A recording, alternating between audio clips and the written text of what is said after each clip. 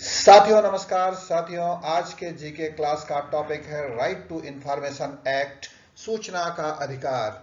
सूचना का अधिकार कानून नागरिकों को जहां सरकारों से सवाल पूछने का हक देता है, वहीं सरकारों को जवाबदेह भी बनाता है।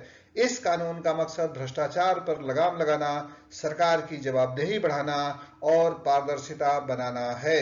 साथियों, सूचना का अधिकार कानून के हाइलाइट्स को समझिए।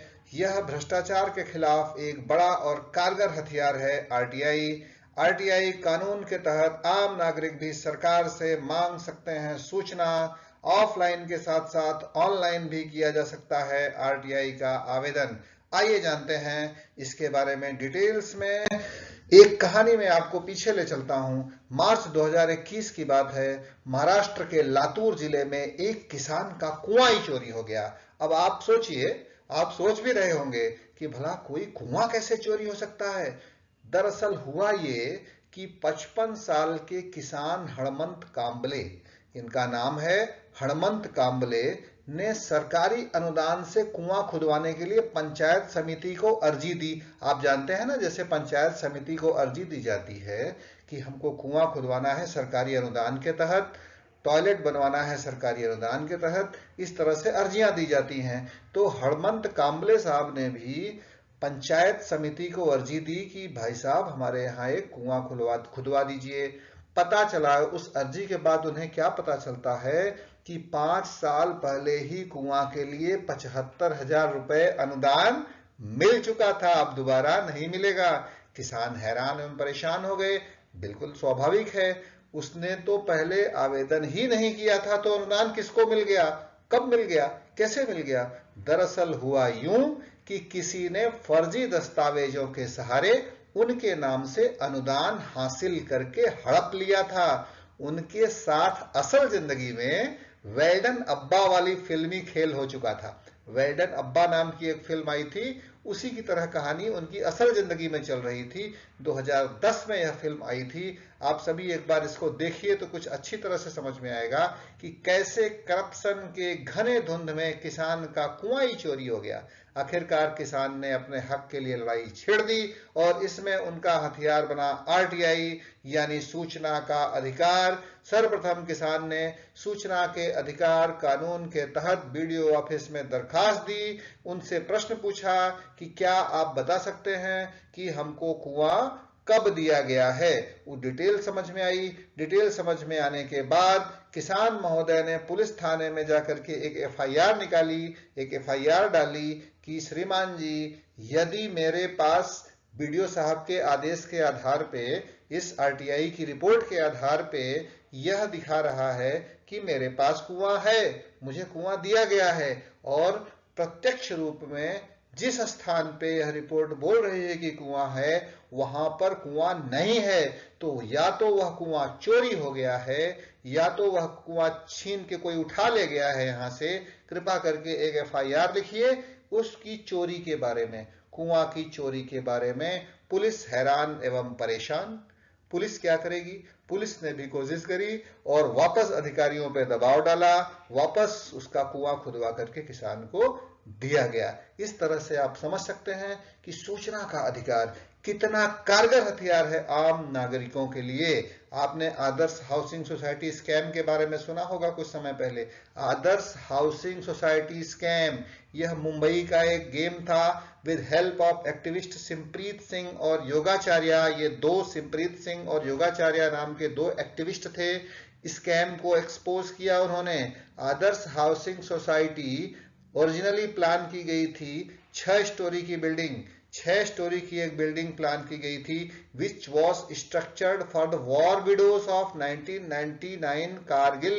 1999 कारगिल वार में जो वॉर विडोज थी, जो शहीद हुए थे, उनकी पत्नियां थीं, उनके लिए यह स्ट्रक्चर बनाया गया था, बिल्डिंग बनाई गई थी। लेकिन यह जो है किसको दिया गया? यह 31 स्टोरी बिल्डिंग बना करके अनेक मंत्रियों के, आर्मी ऑफिशियल्स के, हायर पोस्ट के अधिकारियों के रिश्तेदारों को यह अलॉट कर दिया गया।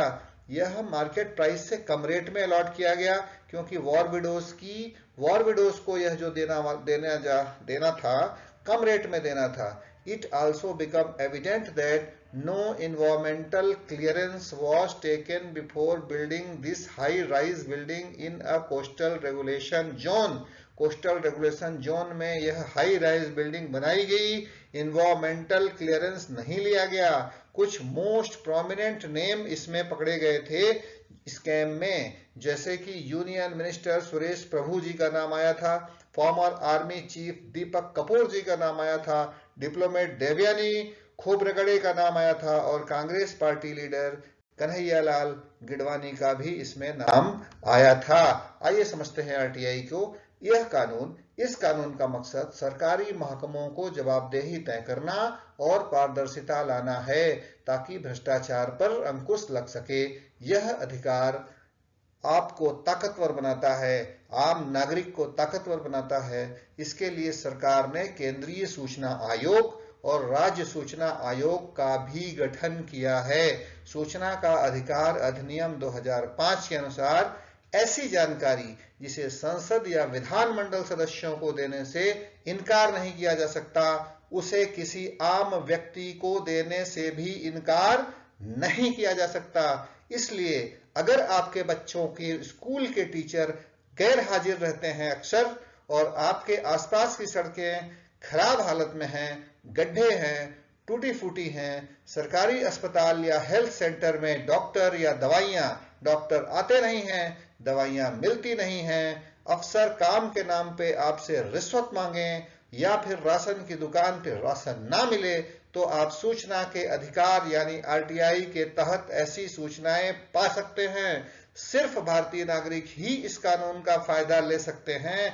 ध्यान देने वाली बात है, इसमें कोई निगम, कोई यूनियन, कोई कंपनी सूचना देने का प्रावधान नहीं है, क्योंकि ये नागरिकों की परिभाषा में नहीं आते।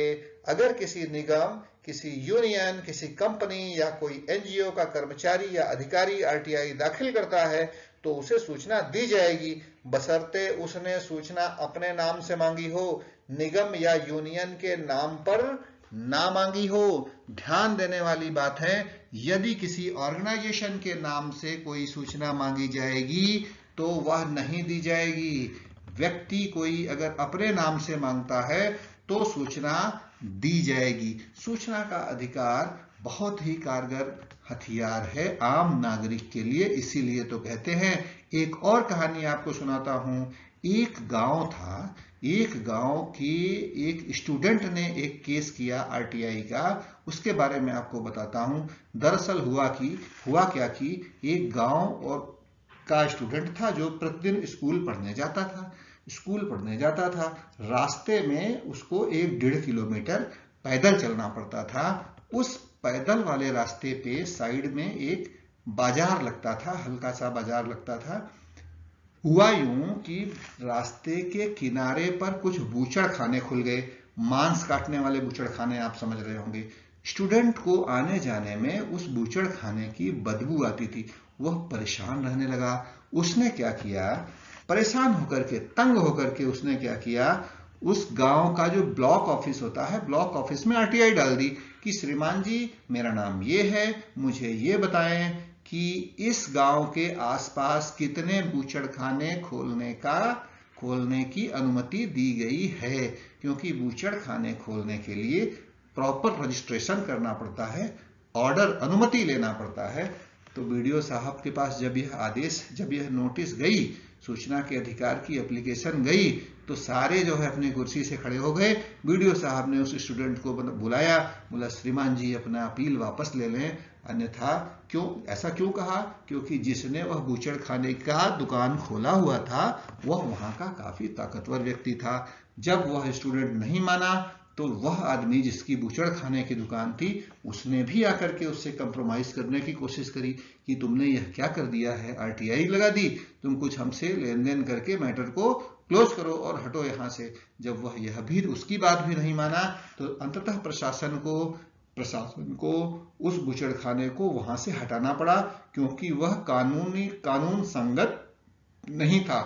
आज के जीके क्लास में हमने क्या सीखा कि आरटीआई एक्ट 2005 क्या है, दरअसल राइट टू इंफॉर्मेशन एक्ट 2005 सरकारी सूचना प्राप्त करने के लिए नागरिकों द्वारा पूछे गए सवालों का समय पर जवाब देने की अनिवार्यता रखता है। राइट टू इंफॉर्मेशन एक्ट का मुख्य उद्देश्य सरकारी कामकाज में पारदर्शिता लाना और सरकारी कार्यों की जवाबदेही को बढ़ावा देना है। सूचना का अधिकार को नागरिकों को उनके मूलभूत अधिकारों में भी शामिल किया गया है। इसी के साथ आप सभी को बहुत बहुत धन्यवाद। यदि यह क्लास आपको अच्छा लगा हो तो लाइक एंड सब्सक्राइब जरूर करें। अगले क्लास में पुनः मिलेंगे आरटीआई के कुछ और डिटेल्स के बारे में। धन्यवाद। जय हिंद।